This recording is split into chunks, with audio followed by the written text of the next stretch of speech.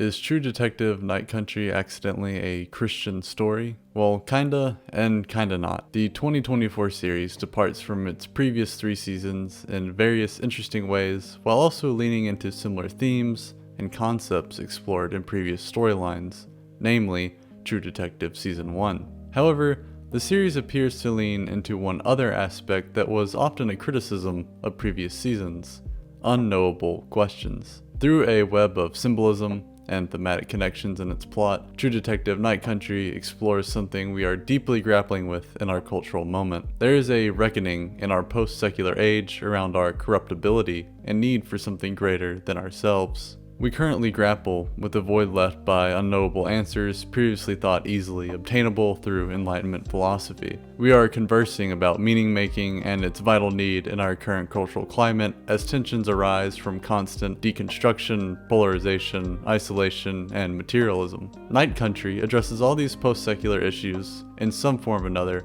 over its 6 episodes. But how does it accomplish this? And what does the series hope to share with us? Well, let's explore that. Welcome to Analysis with Alex, your online media studies and literature classroom. My wife Grace joins me in this series to bring her sociology background to our discussions.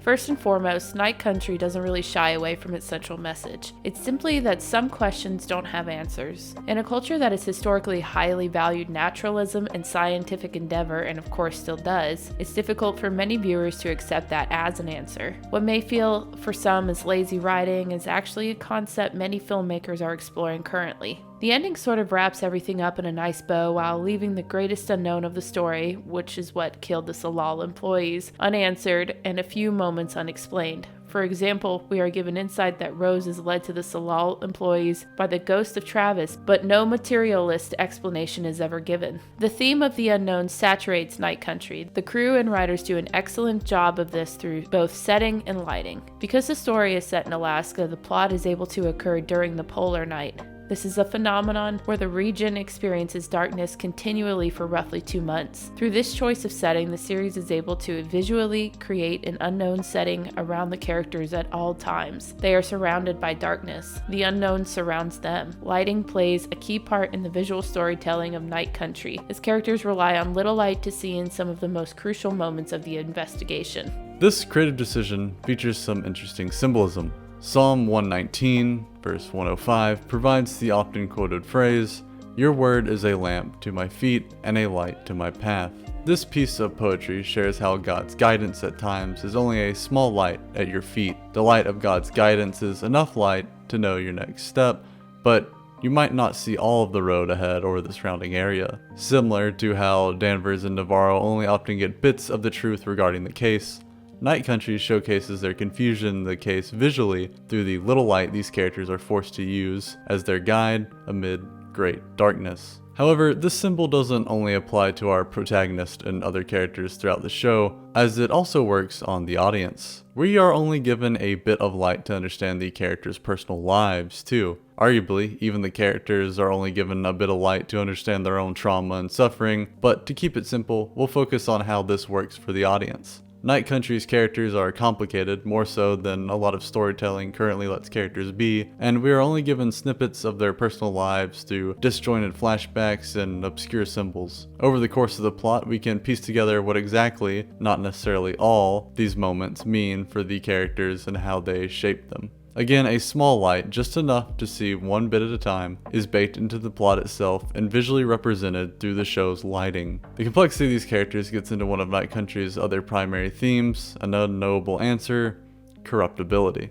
True Detective is no stranger to showcasing the corruptibility of institutions. This theme, which our post-secular age is riddled with, also occurs frequently throughout Night Country. We've seen some of the same institutions we've mentioned before criticizing and shown as corruptible in other post-secular texts we've explored. The government's corruption in regard to political gain is shown through the police force, and we see another corporation corrupted by its greed and pursuit of power through the Silver Sky Mine. Another institution, one we haven't encountered as much in our series yet and is often not explored in popular discourse, is that of science. The Salal Research Station stands for the institution of science and is shown as easily corruptible for its own financial gain via positive output towards the series' conclusion. Rather than keeping it simply about the institutions and their corruptibility through the systems they establish, Night Country explores the corruptibility of everyone. The plot works to showcase how each individual may step into corruption. They can do so through the institutions they inhabit, but the show works to show individual, personal choices that we might also observe as corrupted in some way. For example, Navarro is able to cover up a murder through her position at the police department, but her other choices to violently lash out against men and other individuals are rooted in a deeper corruption of her heart. Even if it is understandable, her decision to sit in this rage erodes her heart for most of the people around her. This is most highlighted in her relationship toward Chosic. She grapples with opening up in a real sense to him, and we can witness the desire, yet she ultimately refuses anything more with him. The same applies to Danvers. Again, she engages in various levels of corruption within the police force, as we learn about over the course of the plot, but also makes personal decisions that corrupt her heart towards her daughter and other members of the community, whether it be her decision to engage in affairs with various men, or her choice to refuse to address the trauma their family has experienced with their daughter. She corrupts her heart to the point of almost losing everything she has.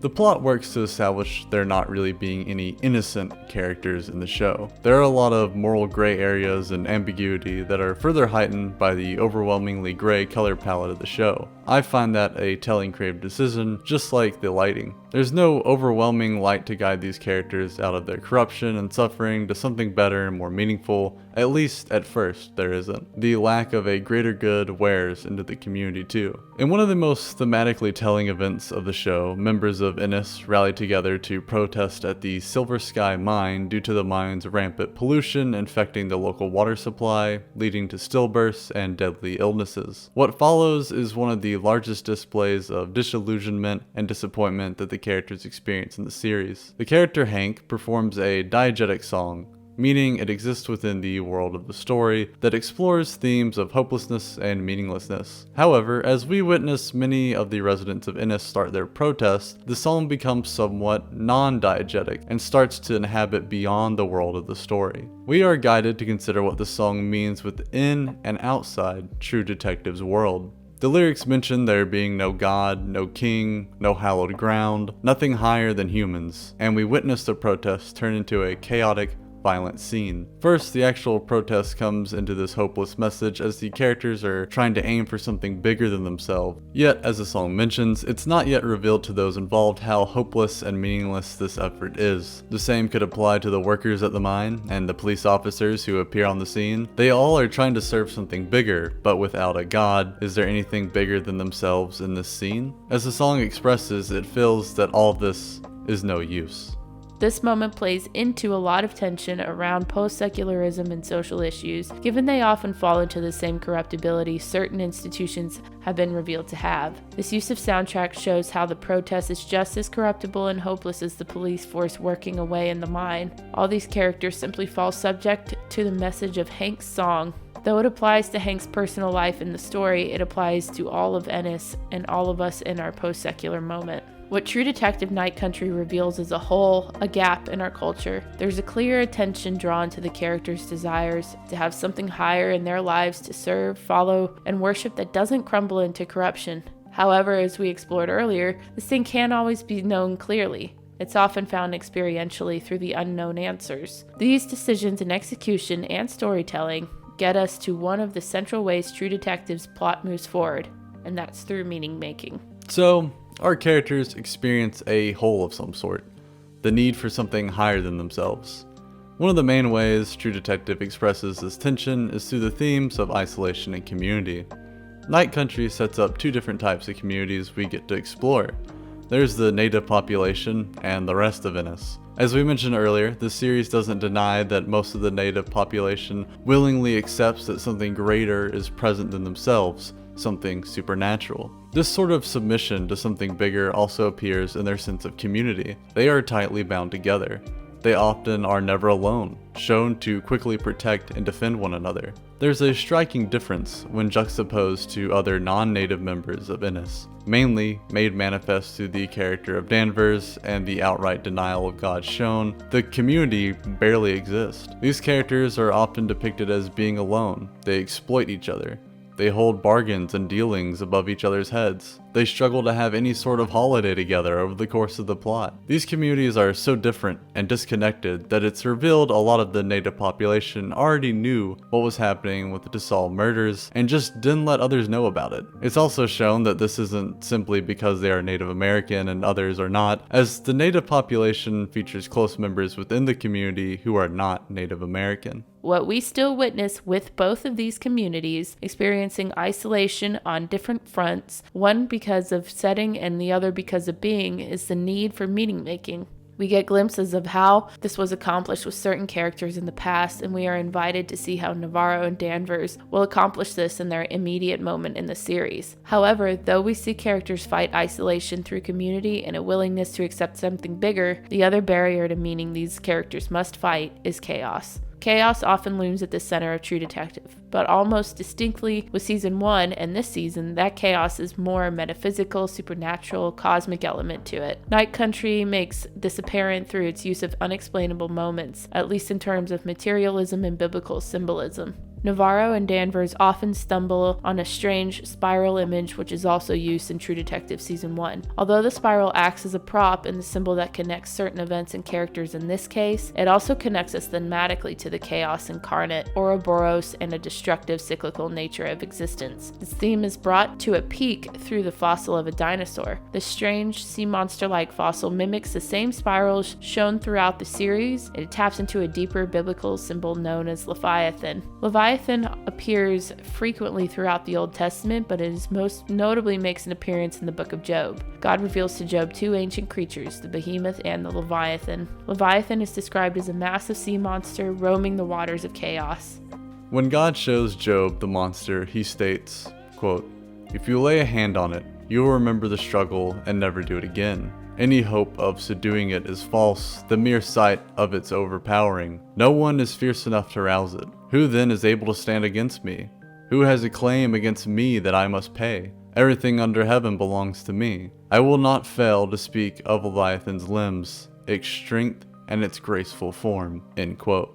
According to the passage, Leviathan is an untamable creature that cannot be wounded. It is unparalleled on earth and dominates over the proud. Therefore, Job should humble himself before God since he has no hope of domesticating Leviathan. God is greater than Leviathan and should be revered accordingly. It makes sense that True Detective uses this symbol as part of its setting and a prop to showcase the untamable, overwhelming power of chaos in the world. It's not only revealed to be the murder site, but it's also the site where the Salal is polluting the earth and destroying it further to fuel their research. One of the deepest symbols of chaos acts as the starting point for so much of the chaos the characters experience. What are they to do? Well, Night Country continues to pull from the Book of Job in its finale. Similar to how God answers Job in the middle of a great storm, Danvers and Navarro experience revelatory supernatural events in the middle of one too. For Navarro, a scene comes together that pulls from previous settings to show Navarro's mother giving her Inupiat name. This seems to occur in a setting that was used previously to show when Navarro served in the military.